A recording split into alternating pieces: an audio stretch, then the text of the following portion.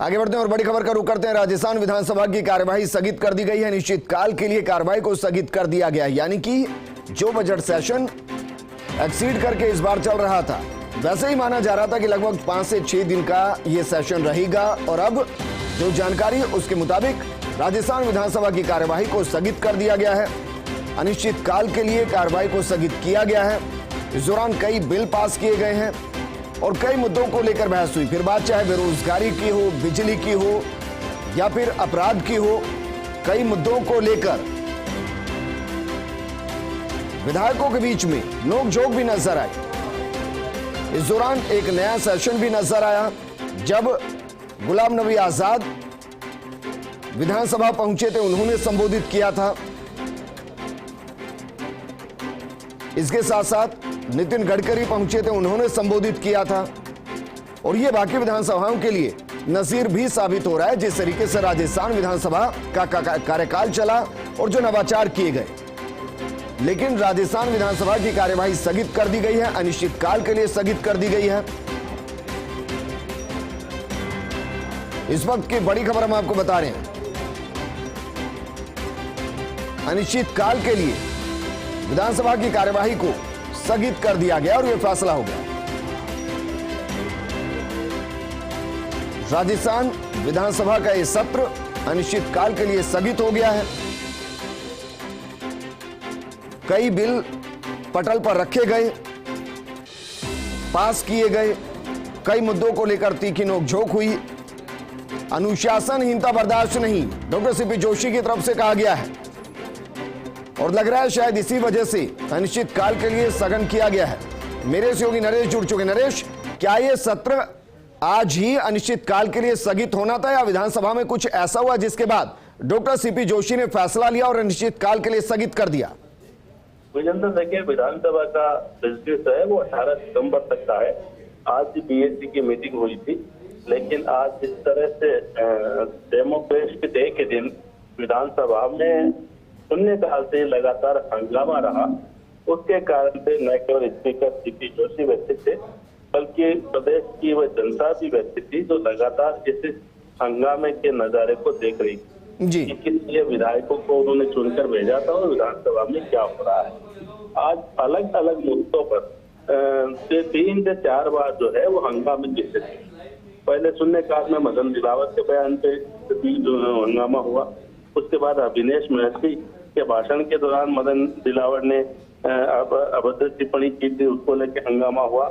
उसके बाद मंत्री प्रताप सिंह खाचरियावास अपने जो संशोधन विधेयक को लेकर जवाब दे रहे थे, तो विपक्ष ने उनको जवाब देने से रोक दिया और सदन में जो वेल में आकर उन्होंने शोरगुल किया, नारेबाजी की और स्थिति ये हुई कि प्रताप सिंह अपना जवाब भी नहीं दे सके। और जी बिल्कुल नरेश, शुक्रिया हमारे साथ जुड़ने के लिए। हमारे साथ हमारे सहयोगी और जयपुर ब्यूरो चीफ योगेश जी जुड़ गए हैं। योगेश, क्या वाकई में हंगामे की वजह से सदन को अनिश्चित काल के लिए स्थगित किया गया या आपको इसके पीछे कोई राजनीतिक रणनीति भी दिखाई दे रही है?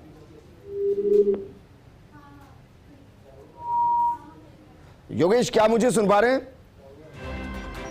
योगेश को जोड़ने की कोशिश करेंगे, लेकिन इस वक्त की बड़ी खबर हम आपको बता रहे हैं। 18 तक जो सत्र चलना था उसको आज अनिश्चित काल के लिए स्थगित कर दिया गया है। कहा यह जा रहा है कि जिस तरीके से हंगामा विधानसभा के अंदर हुआ, अनुशासनहीनता हुई, नोकझोंक हुई, उसको लेकर यह सत्र अनिश्चित काल के लिए स्थगित किया गया है। 18 तक यह सत्र चलना था। 17 तारीख को बाकायदा बीजेपी विधानसभा घेराव की बात भी कर रही थी। पहले वो कार्यक्रम 16 को था, लेकिन 16 को नितिन गडकरी को आना है, इसलिए उसको एक्सटेंड करके 17 किया गया। लेकिन अब विधानसभा को अनिश्चित काल के लिए स्थगित किया गया है।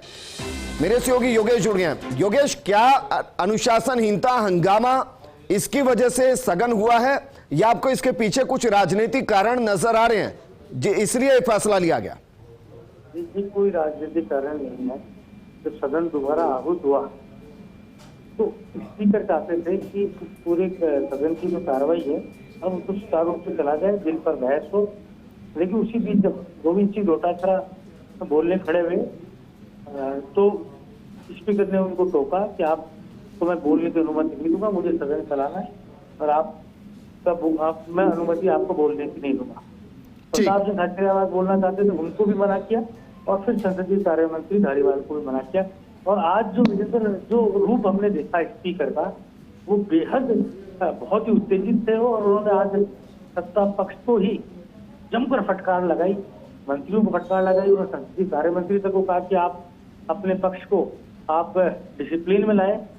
लैक्स पर अगर स्पीकर होता है तो वो किसी भी अधिकारी को बोलने के लिए खड़ा हो जाए, जब तक उसको स्पीकर अनुमति नहीं देंगे। तो आज का जो घटनाक्रम था उससे वो बेहद व्यथित थे स्पीकर, और उन्होंने उत्तेजित नाम में आकर ये कह दिया कि मैं सदन की कार्रवाई को अनिश्चित काल के लिए स्थगित करता हूँ। अब स्पीकर अपने कक्ष में आकर बैठते हैं।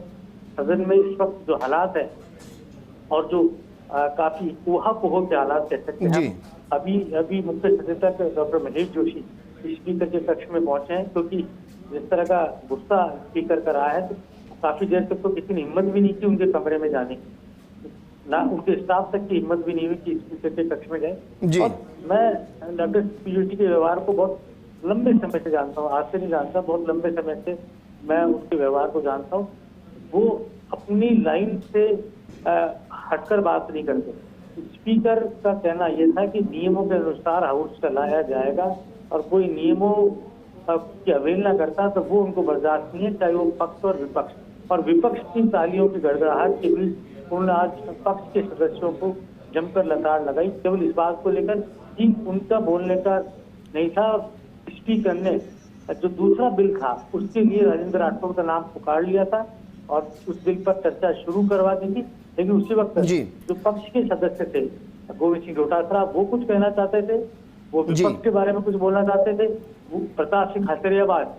ठीक योगेश, लेकिन मुख्य सचेतक महेश जोशी स्पीकर से मिलने पहुंचे हैं, उनको मनाने के लिए पहुंचे हैं। इसकी संभावनाएं कितनी की जो सत्र अनिश्चितकाल के लिए स्थगित किया गया उस पर फैसला वापस हो और 18 तक चले, ये संभावनाएं हो सकती है?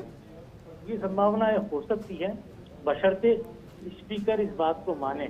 हो सकता है सदन के नेता यहाँ मौजूद नहीं है अशोक गहलोत, लेकिन उनसे भी बात होगी क्योंकि वो सदन के नेता है।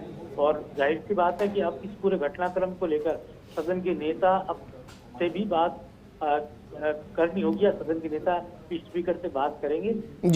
महेश जोशी को कि बहुत ठंडे और बहुत ही कूल कस्टमर कहे जाते हैं राजनीतिक तौर पर, तो ऐसे में किस तरह का घटनाक्रम रहेगा। महेश जोशी अभी इस वक्त स्पीकर के कक्ष के अंदर है।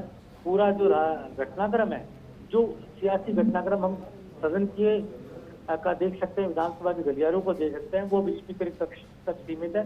और आज का जो, क्योंकि ये विजेंद्र, मैंने इतने सालों के अंदर जब से मैं विधानसभा की पत्रकारिता कर रहा हूँ या विधानसभा को कवर कर रहा हूँ, मैंने पहली ऐसी घटना देखी है जब सदन समाप्त होने से पहले ये इस तरह कार्रवाई। और अभिषेक नेता गुलाब चंद कटारिया और राजेंद्र राठौड़ ये सब स्पीकर को मनाने आए थे और बात करके यहाँ पर गए हैं। क्या इस पूरे मामले को लेकर घटनाक्रम होता है, क्योंकि राजेंद्र राठौड़ जो है नेता तो गुलाब और जोगेश्वर गर्ग, जो तीनों कोर मैनेजमेंट संभालते हैं विपक्ष का, वो तीनों ने अपनी बात रखी स्पीकर के समक्ष।